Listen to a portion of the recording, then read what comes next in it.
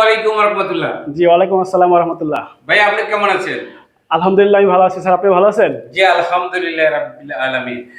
আপনার নামটা যদি বলতেন? স্যার আমার নাম বাবুল হোসাইন। আচ্ছা ভাইয়া আপনি এই গুলবাল উশা একাডেমিতে কেন আসছেন? স্যার আমি গ্লোবাল ওয়াশা একাডেমিতে আসছি সেফটি ট্রেনিং করার জন্য স্যার।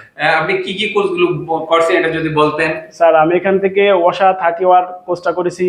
তারপরে স্যার এখান থেকে আমি আইওস ম্যানেজিং সেফলি কোর্সটি করেছি। তারপরে পারমিট টু ওয়ার্ক সিস্টেম কোর্সটি করেছি এবং daily lifting and digging supervisor কোর্সটি করেছি স্যার। মাশাআল্লাহ অনেক সুন্দর, অনেক সুন্দর। আচ্ছা এই কোর্স যে করলেন গুলবাল উশা একাডেমিতে কোর্স করে আপনার কি উপকার হলো এটা যদি বলতেন?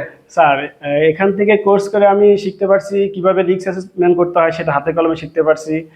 তারপরে পারমিট টু ওয়ার্ক সিস্টেমটা কিভাবে হাতে কলমে করতে হয় সেটা শিখতে পারছি।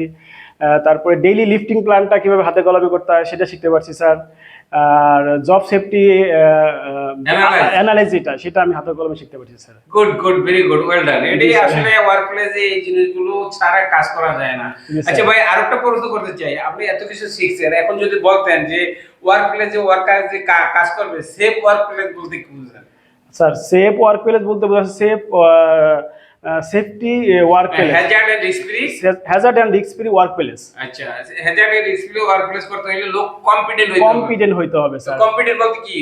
স্যার কম্পিটেন্ট বলতে বোঝাচ্ছে স্যার একটা ওয়ার্কারের নলেজ থাকতে হবে, স্কিল থাকতে হবে, ট্রেনিং থাকতে হবে, এক্সপেরিয়েন্স থাকতে হবে। Not only that but also কি ওখানে আমরা কি মেথড স্টেটমেন্ট থাকতে হবে, তারপর কি জেএসএ থাকতে হবে, জব সেফটি অ্যানালাইসিস থাকতে হবে, রিস্ক অ্যাসেসমেন্ট থাকতে হবে।